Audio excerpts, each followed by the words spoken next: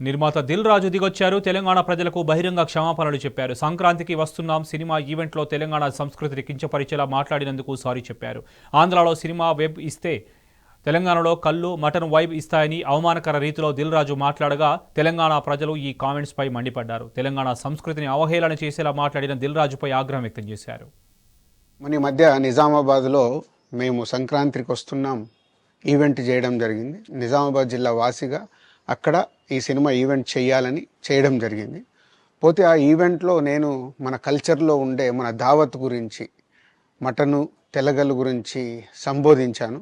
నేను ఆ మాటలలో తెలంగాణ వాళ్ళని నేను అవమానించానని, తెలంగాణ నేను హేళన చేశానని కొంతమంది మిత్రులు కామెంట్స్ చేసి సోషల్ మీడియాలో పెట్టారని తెలిసింది. నా ఉద్దేశం అదే స్పీచ్లో లాస్ట్లో చెప్పడం జరిగింది. తెలంగాణ మన కల్చరు, మన దావత్తు నేను మిస్ అవుతున్నాను. సంక్రాంతికి 2 సినిమాలు రిలీజ్ అయ్యాక మన తెలంగాణ కల్చర్ దావత్ని నాకు చేసుకోవాలని ఉందని. సో మన కల్చర్ని అభిమానిస్తాను నేను. నిజంగా మీరందరూ ఆ మాట వల్ల ఏదైనా హర్ట్ అయి ఉంటే నన్ను క్షమించండి, ఎందుకంటే నా ఉద్దేశం అది కాదు. సో ఒక తెలంగాణ వాసిగా ఒక తెలంగాణని అభిమానించే నేను తెలంగాణని హేళన చేస్తానని ఎలా అనుకున్నారో నాకు తెలియదు.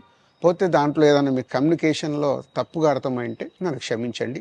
మీ మనోభావాలు ఆ కొందరు ఎవరైతే దెబ్బతిన్నాయని అనుకుంటున్నారో వాళ్ళందరికీ నా విజ్ఞప్తి, మీ మనోభావాలు దెబ్బతింటే నన్ను క్షమించండి.